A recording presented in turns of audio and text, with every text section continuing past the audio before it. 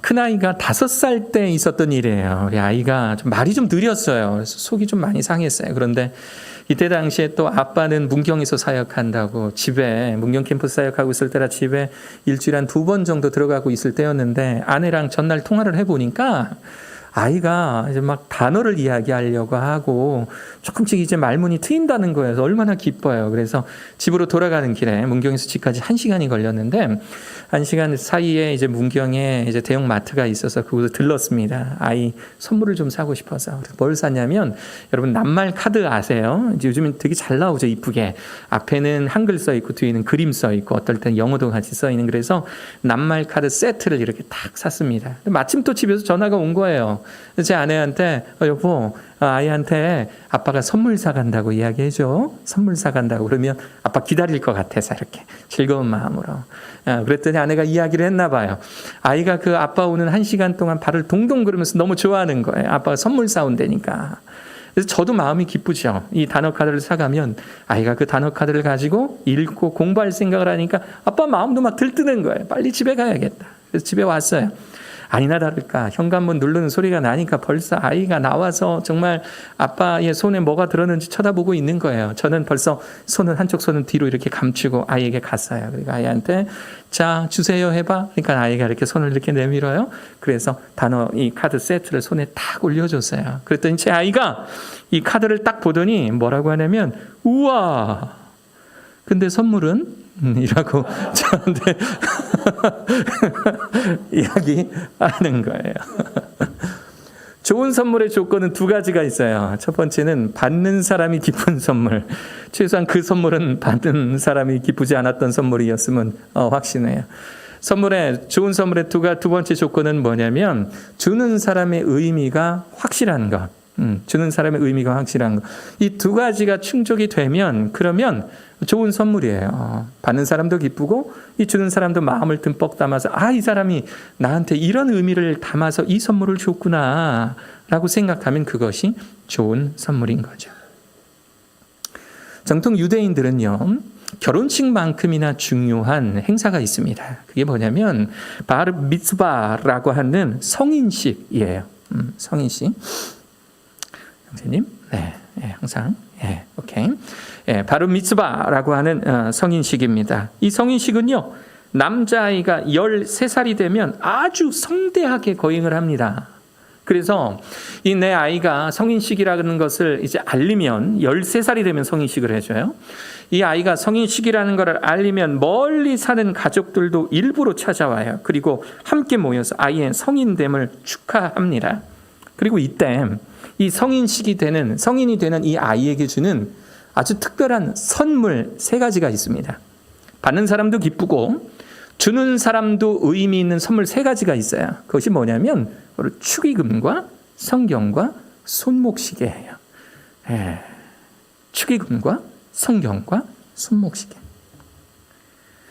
성인식이 되면 성인식이 되면 주는 이 선물들은 받는 아이도 즐거워할 만한 선물이고요. 주는 이의 마음도 흠뻑 담긴 이 선물들은 유대인들이 자녀를 어떤 철학으로 키우는지에 대해서 알 수 있는 그런 큰 의미들을 담고 있습니다. 저는 오늘 이 특이한 선물들, 축의금, 성경, 손목시계, 이 특이한 이 3가지 이 선물들을 통해서 우리 크리스찬들이 성공적인 자녀 교육을 위해서는 어떻게 우리 아이들을 가르쳐야 되는가? 특히 사춘기 자녀들을 두고 계신 우리 성도님들, 우리 청소년들, 또 사춘기 청소년이 될 것으로 예상되는 자녀들을 데리고 있는 그런 성도님들에게는 아주 큰 도움이 될 것입니다. 여러분들의 삶에 한번 적용해 보시기를 바랍니다. 먼저 첫 번째 선물, 축의금이 있어요. 성경 본문 이야기를 먼저 하면서 이야기를 이끌어가 볼게요. 예수님의 나이 12살 되던 해에 예수님의 부모였던 마리아와 요셉이 유월절 명절을 지키기 위해서 아들 예수를 데리고 예루살렘으로 옵니다. 그 근방에 사는 전 세계에 있는 유대인들이 이 유월절이 되면 모든 유대인들이 예루살렘으로 모이기 때문에 이 시즌에는요 예루살렘이 매어 터집니다. 매우 복잡해요. 매우 번잡해요. 자, 이제 행사를, 이제 이 명절을 어찌어찌 잘 이제 치르고 고향 땅으로 돌아오는 길에 이 마리아와 요셉이 그만 아들 예수를 잃어버리고 말아요. 여러분, 아이를 잃어버렸던 그런 경험이 있으십니까? 잠시라도. 저도 한 번 있었어요. 청주에 있는 어떤 마트에 갔다가 아이가 이제 막 걷고 뛰기 시작할 때였는데 차에 이 짐을 실는 그 순간 단 몇 초 동안에 잠시 아이에게서 눈을 뗐더니 아이가 사라진 거예요.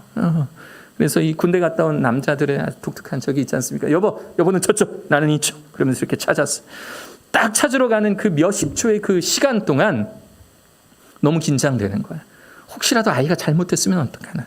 혹시라도 내가 내 아이를 더 이상 못 보면 어떡하나 라고 하는 그 긴장감이 있는 겁니다. 이 부모의 심정과는 모르게 한 3, 40초 뒤에 다른 차 뒤에서 이렇게 웃으면서 뛰어오는 아이의 모습을 보는데 다행스럽다라고도 생각이 들기도 하고 그냥 아이가 그냥 너무 밉고 막 그러지요. 다시는 그러지 말라고. 예수님은 태어나게도요. 이 부모도 똑같은 심정이었을 텐데 그 하루 동안 이 열심히 걸어갔던 길을 돌아왔을 텐데 이 부모의 걱정과는 전혀 상관없이 성전에 랍비들과 앉아서 그들의 말을 듣기도 하고 또 그들에게 묻기도 하였다라고 오늘의 본문 말씀이 그렇게 설명해 주고 있어요. 이 부모의 심정 어떻겠습니까? 이 모습 보고 있으면. 이때 마리아와 요셉이 이렇게 말합니다. 48절에 보면 그의 부모가 보고 놀라며 그의 어머니는 이르되 아이야 어찌하여 우리에게 이렇게 하였느냐 보라 네 아버지와 내가 근심하여 너를 찾았노라. 성경이니까 이렇게 예쁘게 썼죠. 그렇죠? 성경이니까. 이게 현대에 우리가 쓰는 보통의 부모들이라면 이 말이 어떻게 바뀌는지 아십니까? 너희 놈의 새끼! 엄마 아빠 속 터져 죽는 걸 보려고 이러냐? 네 엄마랑 네 아빠랑 눈이 뒤집어져라고 찾았더니 세상에 여기 있네 여기 있어. 그러면서 꼭 덧붙입니다. 어휴 저놈의 새끼 누굴 닮아가지고 라는 말도 덧붙이죠. 그런데 이때 인간 예수님도 아마도 사춘기일 것이다 라는 합리적 의심을 가져볼 만한 매우 의미 있는 대사가 발견이 돼요. 49절을 보십시오. 예수께서 이르시되 어찌하여 나를 찾으셨나이까? 내가 내 아버지 집에 있어야 될 줄을 알지 못하였나이까? 왜 찾으셨어요? 왜 찾으셨어요? 제가 아버지 집에 있어야 될 줄을 아버지 모르셨어요? 어머님 모르셨어요? 싹싹 빌어도 모자를 파네 12살 예수님은 어머니 아버지 저를 찾으셨다고요? 왜 찾으셨어요? 라고 대답하고 있는 겁니다. 아마도 이때는 마리아와 요셉도 흥분하고 있었던 터라 아이를 찾게 혈안이 되어 드디어 찾았기 때문에 이 아이의 말이 무슨 말인지를 몰랐어요. 아이가 무슨 말 하는지를 몰랐습니다. 그 부모는 그가 하신 말씀을 깨닫지 못하더라. 화가 난 부모는 당시에 그 말이 무슨 말인지는 모르지만 성경이 많은 부분을 생략해서 우리가 그 이후로 예수님과 이 부모 마리아와 요셉 사이에 어떤 일들 어떤 말들이 오고 갔는지는 모르지만 아마도 이 일이 저희 가정에서 일어난다면 저희 가정에서는 최소한 아이에게 일주일 동안 외출 금지, 놀이터도 못 갑니다. 엄마 잘못했어요 다시는 안 그럴게요 100번 쓰기. 그리고 아이가 가장 두려워하는 거 사실 이 모든 것보다 이거 하나면 끝나요. 일주일 동안 게임 금지. 이거면 끝납니다. 그 뒤에 이어지는 51절 나사렛으로 순종하여 받드시더라 라는 말씀이 있는 것으로 보아서는 이 12살 이 아이의 갑작스러운 태세 전환 이 관련한 말씀이 있는 것으로 봐서는 이에 상응하는 분명한 무언가가 있지 않았을까. 예수님이었지만 애들 키우는 건 비슷했던 것 같아요. 그런데 여기 흥미로운 대목이 하나 더 있습니다. 그의 어머니 마리아예요. 그의 어머니는 이 모든 말을 마음에 두니라 라고 설명하고 있어요. 마리아는 어떤 사람입니까? 남편 요셉과는 조금 다르죠. 마리아는요 남자를 알지 못한 상태에서 이 천사의 수태고지를 통해서 예수님을 잉태하고 낳은 장본인입니다. 그녀는 예수님을 아들로 키우고는 있지만 인간 아들로 키우고는 있지만 언젠가는 자신의 품 안에서 떠날 자신이 품 안에서 영원히 키워낼 어린아이가 아니라 이제 곧 자신의 품에서 떠나서 독립하여 하나님께서 주신 사명 따라 살게 될 아이라는 것을 이 마리아는 알고 있었던 거예요. 이 아이가 내 뱃속에 들어오고 또 태어나서 지금 내가 아이처럼 키우고 있지만, 인간으로 키우고 있지만 하나님의 큰 사명 가운데 있는 아이라는 것. 그래서 언젠가는 그날이 좀 일찍 올 수도 있지만 언젠가는 이 아이가 내 품을 떠나게 될 것이라는 것, 이 마리아는 알고 있었어요. 13살 유대인 아이가 자신의 성인식 때 받는 축의금의 액수는요, 의외로 큽니다. 성인식을 위해 찾아온 손님마다 적게는 10만 원, 많게는 수백만 원을 축의금으로 준다 그래요. 때로는 할머니, 할아버지가 유산을 상속한다는 마음으로 거액을 현금으로 이 아이에게 축의금으로 준다라고 이야기해요. 이렇게 모아진 축의금은 보통 수천만 원에서 때로는 막 억 단위가 넘어간다라고도 이야기합니다. 그런데 이 모든 것, 이 모든 돈은요, 13살의 성인식을 치르는 이 아이의 소유입니다. 이 전체 금액이. 그리고 이 금액은 아이의 독립 자금으로 쓰이게 돼요. 흥미로워서 더 연구를 해보니까 이 유대인들은 보통 아동기를 거치며 초등학교 시절에 부모님으로부터 철저한 경제관념을 배우게 됩니다. 유대인의 이 경제교육, 여러분들 뭐 익히 들어서 아실 분도 계실 거예요. 우리로 따지자면 이 초등학교 때부터 자신에게 수천만 원이 생기면, 수억 원이 생기면 성인이 되어 무엇을 할지, 어디에 투자할지, 내가 대학을 갈지, 대학을 가면 어느 대학을 가서 내가 어떻게 미래를 준비할지, 사업을 할지, 내가 사업을 한다면 어떤 사업을 할지 어릴 때부터 자신의 삶을 계획하고 미래를 구상한다라고 하는 겁니다. 그래서 부모는 이 현금으로 모아진 축의금을요, 아이와 상의를 합니다.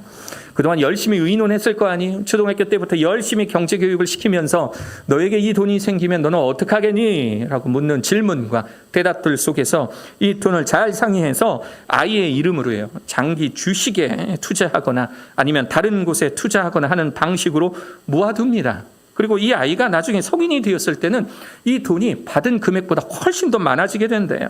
그리고 그때가 되면 정말로 그 돈에 대한 일체의 권한을 아이에게 믿고 맡겨버린다고 이야기해요. 아이에게 믿고 맡겨버린대요. 발달 심리학적으로요, 청소년기 아이들은요, 독립하고자 하는 욕구가 매우 강합니다. 내 방, 내 집.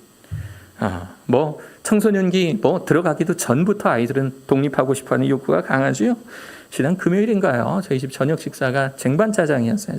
쟁반짜장 먹다가 정말 웃겨서 정말 참 뒤집어지는 일이 하나 있었습니다. 쟁반짜장을 먹는데, 쟁반짜장은 이렇게 한 그릇으로 크게 오잖아요, 그죠? 개인 접시를 놓고 덜어 먹어요. 네, 이제 아내가 이제 아이 먹을 걸 이렇게 덜어주고 저 먹을 것도 이렇게 덜어주고 같이 먹었어요. 먹다가 아이가 다 먹었어요. 그래서 제 아내가 집게를 집고 이 쟁반짜장을 이제 덜어주려고 아이에게 덜어줄까 그랬더니 제 아이가 뭐라고 하냐면 제가 알아서 할게요 라고 제 아이가 대답을 하더라고요.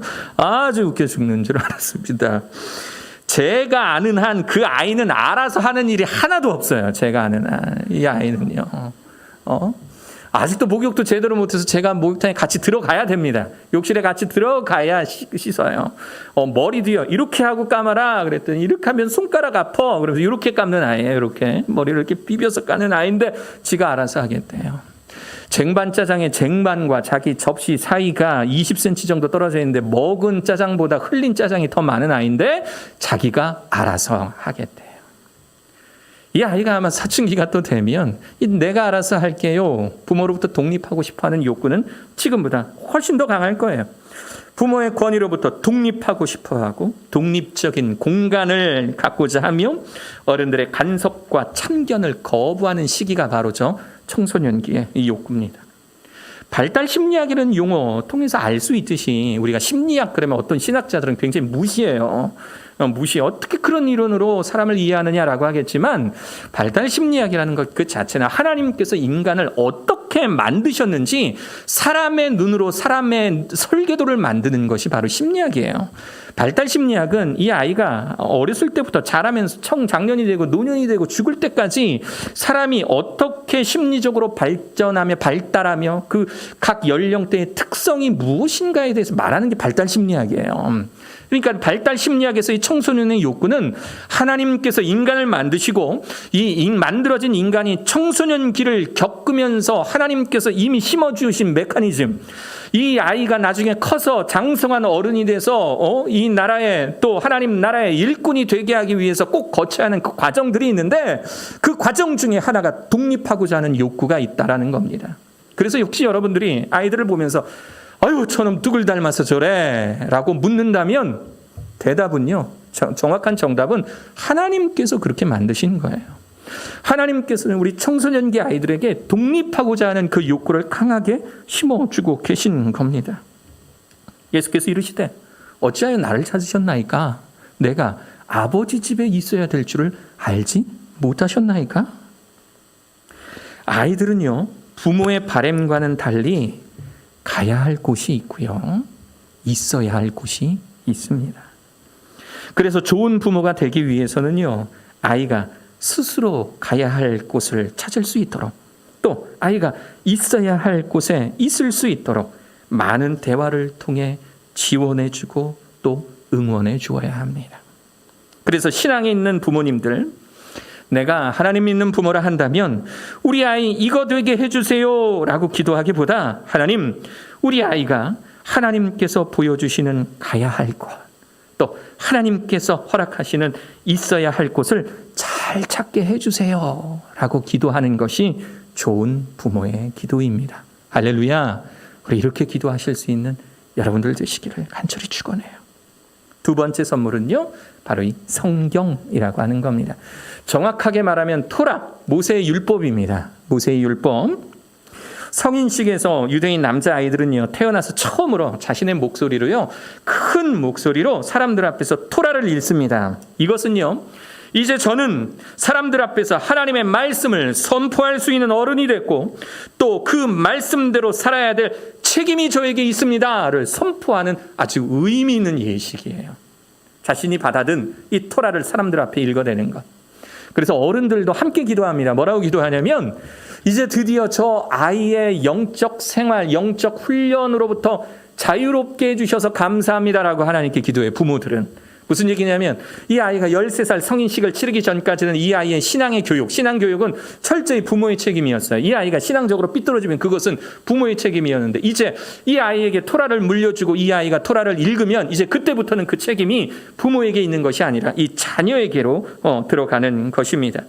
드디어 이제 그 소년들도 자신을 키워주신 부모가 그랬던 것처럼 전통적으로 내려오는 모세의 율법, 계명을 목숨처럼 여기며 유대 전통 문화의 수호자로 살게 되는 것입니다. 그래서 어렸을 때부터 이 유대인들은요, 이 율법을 철저히 가르치고 철저히 배웁니다. 대표적인 율법이 십계명이잖아요. 그래서 이 아이들은 어렸을 때부터 율법에 있는 내용, 특히 십계명의 내용으로 하나님 앞에서 또 도덕적으로 양심에 따라 사는 그런 삶, 하나님 앞에서 절대 흐트러짐 없는 삶 살려고 노력해요. 제5계명, 부모에게 순종하라라는 이 계명을 따라서 철저하게 부모님들을 모시고 부모님들께 순종하는 그 훈련을 어렸을 때부터 하게 됩니다. 출애굽기 20장 12절, 내 부모를 공경하라. 그리하면 내 하나님 여호와가 내게 준 땅에서 내 생명이 길리라. 이 계명은 이 유대인 아이들이 어렸을 때부터 배우고 익힌 계명입니다. 어렸을 때부터 이러한 율법을 배우고 자랐기 때문에 사춘기 예수님도 갈릴리 집으로 돌아왔을 때는 그 부모님께 순종하는 아이로 살아가고 있었던 거예요. 나사렛에 이르러 순종하며 받드시더라. 순종하며 받드시더라.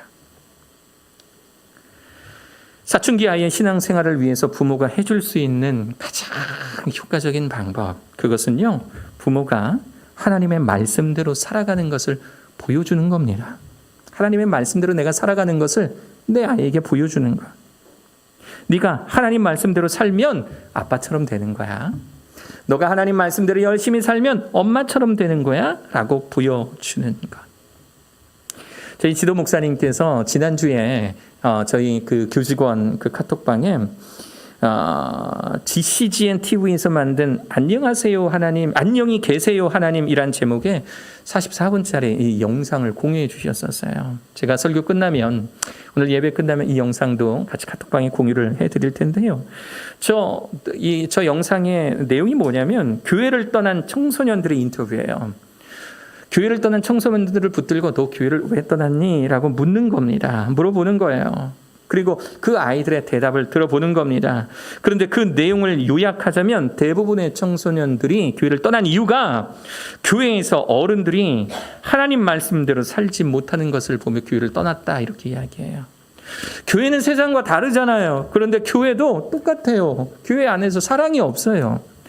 세상 사람들이 하는 것과 똑같이 교회 안에서 정치가 있고요. 교회 안에서 높고 낮음이 있고요. 교회 안에서 죄 지은 사람들은 여전히 계속 정죄당하고요. 교회 안에서 잘못한 사람들, 좀 모자란 사람들은 역시 여전히 사회에서 무시당하는 것처럼 교회에서 무시당해요. 나도 우리 엄마처럼, 우리 아빠처럼, 장로님처럼, 집사님들처럼, 권사님들처럼 그렇게 교회 생활을 해서 만약에 똑같이 저런 어른이 된다면 저는 교회 다니기 싫어요. 이게 아이들이 인터뷰 내용 중에 하는 이야기입니다. 나도 교회 다니면 저렇게 될까봐, 나도 교회 다니면 저렇게 될까봐 라고 생각하며 교회를 떠나더라라는 거예요. 청소년들의 발달 심리학적 두 번째 특징은요, 롤 모델을 닮고자 하는 그런 욕구가 있습니다. 내가 존경하는 대상, 또 나에게 영향력 있는 그 대상을 닮아가고자 하는 그런 욕구가 매우 강해요. 저는요, 우리 아이들이 닮고 싶은 그 누군가를 아이돌 그룹의 누군가가 아니라 우리 어른들이었으면 좋겠어요. 우리 교회 안에서의 어른들. 나도 커서 우리 엄마처럼 될 거야. 나도 커서 우리 아빠처럼 될 거야. 나도 커서 우리 교회의 그 누구처럼, 우리 장로님, 권사님처럼, 집사님처럼 나도 그렇게 될 거야 라는 고백이 우리 아이들의 고백되기를 간절히 축원합니다. 할렐루야. 나도 커서 우리 교회 그 누군가, 나도 커서 우리 목사님처럼, 우리 전도사님처럼 나도 그렇게 클 거야. 그런 어른이 될 거야. 이런 고백들이 우리 아이들의 고백되기를 간절히 축원합니다. 아멘. 세 번째 선물, 손목시계예요. 손목시계. 이 손목시계를 주는 대표적인 이유는요, 시간을 잘 지켜라예요. 시간을 잘 지켜라. 이 세상은 나만 사는 세상이 아니기 때문에 다른 사람들로부터 인정받으려면, 다른 사람들부터 인정받고 세상을 살아가려면 그러면 너 시간 잘 지켜야 돼. 그러니까 이 손목시계를 항상 차고 다른 사람과의 약속이 있으면 그러면 그 시간을 잘 지켜라. 너에게 주어진 너의 자신과의 시간의 약속을 잘 지켜라. 너의 인생은 흐르고 있기 때문에 이 흐름의 시간 속에서 너의 시간을 유용하게 잘 써라라는 의미를 듬뿍 담아서 아주 좋은 손목시계를 이 아이들에게 선물해 주는 겁니다. 오늘의 말씀과 관련한 세 번째 바로 발달 심리학적 특징이 바로 이것과 관련이 있어요. 타인으로부터 사랑받고 인정받고 싶어하는 욕구가 우리 아이들에게 있습니다. 부모로부터 핀잔받고 싶어하는 아이들 한 명도 없어요. 너 저리 가 있어. 이런 말 듣고 싶어하는 그런 아이들, 우리 청소년들 한 명도 없어요. 사랑받고 싶고 인정받고 싶어하는 욕구가 그 아이들에게 있습니다. 사랑한다, 널 위해 응원할게 라는 말을 하루에도 여러 번 듣는 아이와 그렇지 못한 아이의 성장 발달에 대한 연구와 그 결과는요, 이미 여러 차례 발표가 됐고 여러분들도 어딘가에서 들어본 적이 있으실 겁니다. 부모의 사랑스러운 감정 표현과 지지를 받고 자란 아이는요, 스스로도 다른 이들을 사랑하고 격려하는 그런 따뜻한 어른으로 성장하게 됩니다. 세월호 사건이 막 터졌을 때 여러 매체에서 이 부모님들과 인터뷰를 한 적이 있었어요. 그런데 저는 다른 인터뷰 내용보다 이 인터뷰 내용이 가장 기억이 나요. 살아있을 때 많이 안아줄 걸. 살아있을 때 사랑한다고 더 자주 이야기할 걸. 살아있을 때. 세월호 사건이 터지는 해에 저희 둘째 아이가 태어났습니다. 이 아이의 면회를 준비하다 보면 가끔 대기실에서 이 세월호 사건의 이제 뉴스 특보가 하루 종일 계속되죠. 하루 종일 계속돼. 그리고 그 2달이 넘는 그 시간 동안 아이의 중환자실 앞에서 그 뉴스를 계속 보고 있을 때 제 마음속에 계속 다짐되는 게 있어요. 어떤 다짐이냐면 나는 저런 후회하지 말아야지 하는 다짐. 나는 저런 후회하지 말아야지. 나는 저런 후회하지 말아야지. 그래서 저는 아이들에게 사랑한다는 표현을 자주 하려고 노력해요. 눈만 마주치면 그렇게 하려고 노력합니다. 또 안아줄 때는요, 이 아이의 마지막을 안아준다라는 심정으로 그렇게 안아줍니다. 아빠가 너네들 정말 사랑해라고 이렇게 딱 안아줄 때 저는 이 아이가 내 품에 안긴 마지막 순간이라고 생각하고 안아줘요. 실제로 그렇습니다. 꼭 껴안아줘요. 이 아이에게 사랑한다라고 말해줄 때 이 아이가 살아서 내가 사랑한다는 말을 듣는 마지막 순간이다라고 생각해서, 그래서 혹시라도 내가 세월호 사건의 주인공이 되었을 때도 나는 그런 후회하지 말아야지. 이 아이가 살아있을 때, 또 내가 살아있을 때 충분히 안아주고 충분히 사랑한다라고 이야기해줘야지. 52절에 보면 예수는 지혜와 키가 자라가며 하나님과 사람에게 더욱 사랑스러워 가시더라 라는 말씀이 있어요. 우리가 아이들을 키울 때 이 아이가 다른 사람들에게 사랑받을 수 있는 아이 되도록, 또 스스로를 사랑하는 아이 되도록 그렇게 키워주세요. 방법은 별거 없어요.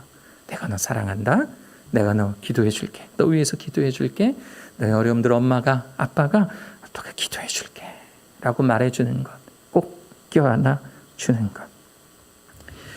나태주 시집에 오래 보아야 예쁘다, 너도 그렇다라는 그런 시집이 있죠. 그런데 이곳에 풀꽃 1이라고 하는 시에 보면 이런 내용이 있어요. 자세히 보아야 예쁘다, 오래 보아야 사랑스럽다, 너도 그렇다. 우리 청소년 아이들이 다 이러지 않은가 싶어요. 그냥 볼 때는요, 아유 저놈의 새끼. 저도 교목 생활을 참 오래 했지만, 거의 10년 넘게 교목 생활을 했지만, 학교에서 아이들을 가르쳤지만, 아유 저놈들 보면 그냥 아유 저놈의 새끼들 그냥 입에서 그냥 어금니가 갈리죠. 그런데 자세히 보면 예뻐요. 또 오래 보고 있으면 예쁜 걸 넘어서 사랑스러워져요. 우리 아이들이 그래요. 자세히 들여다보면 저 시절 반항하던, 또 방황하던 내 자신이 아이들의 모습을 통해서 보이고요. 또 오래 보다 보면 그렇게 또 사랑스러워질 수가 없어요. 그게 우리의 청소년 아이들입니다. 후회하기 전에 많이 사랑해 주고요. 또 껴안아 주세요. 그리고 아이들에게요, 늦기 전에 꼭 말씀해 주세요. 엄마가 아빠가 너희들 많이 사랑한다. 너희들 위해 기도할게. 오늘 저녁에 돌아가셔서 아이들을 부둥켜 안고 꼭 껴안고 엄마 아빠가 너를 사랑해. 너 많이 사랑해. 너 위해 기도해 줄게 라고 하면 우리 아이들은 눈 동그랗게 뜨며 이렇게 물어볼 수도 있어요. 엄마 뭐 잘못 드셨어요? 라고 이야기할 수도 있어요. 그래도 우리 아이들 사랑해 줘야 합니다. 우리 아이들이 키와 지혜가 자라가며 하나님과 사람들에게 더욱 사랑스러워지는 그런 아이들 되도록, 사랑하는 여러분, 우리 아이들 열심히 사랑해주고 또 지원하고 기도해 줄 수 있는 사랑하는 우리 글로벌 비전 채플 성도님들 되시기를 주 예수 그리스도의 이름으로 축원합니다. 아멘.